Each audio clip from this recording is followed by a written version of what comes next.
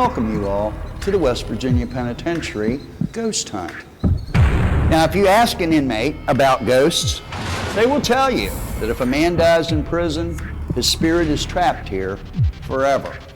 We've had a total of 998 deaths here throughout our history. So if that's true, we've got a lot of spirits hanging around here. A prison is a very horrific place where horrific executions have taken place and inmates are fighting with each other and the crimes that the inmates committed to get there. So it creates this really horrific experience. The things that leave your imagination enough room to create the suspension of disbelief and to fill in the blanks are the ones that truly, fire the imagination and get you the most scared because they're very personal. You supply the scares. We are here to launch The Suffering, but I think more importantly, to sort of feel the energy and what it's like in this prison, because it's a very similar prison to what The Suffering is set in, remarkably. Now, historically speaking, we've had a very violent history here. At one time, we were on the top 10 list of the most violent prisons in the country. We've had a total of 998 deaths here, 510 escapes, and 94 executions. You go into the maximum security cell block and you see the fencing everywhere and you see the cell that you practically hit your head on going into it, and you just feel this sense of, wow, this is what's happened to humans in this place.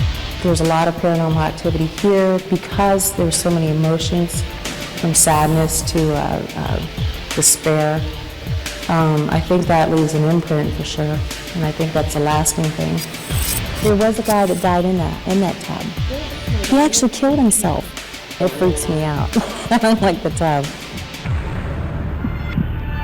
I think that video games are perhaps the best way to explore horror, because it's an interactive experience versus being a passive experience.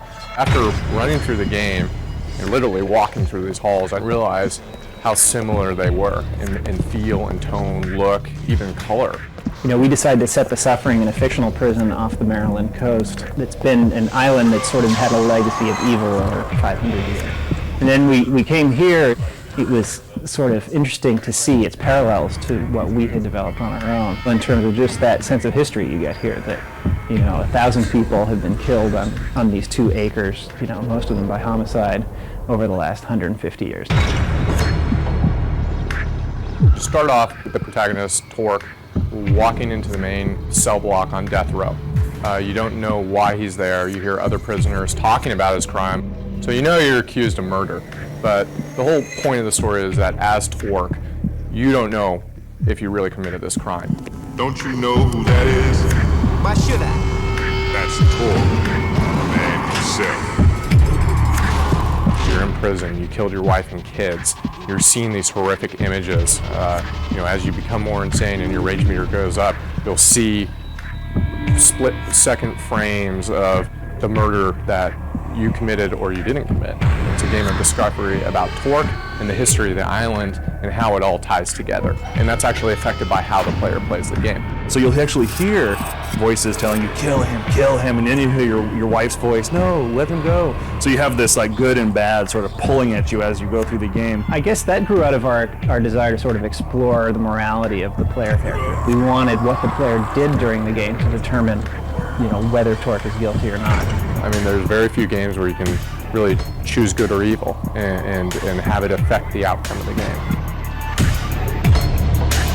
Well, the main difference that we're doing is really making it more of an action horror experience as opposed to survival horror. There are a lot of games out there that are horror-oriented, but they use a fixed camera angle to create a sensation of lack of control in the game so that things can jump out at you and scare you.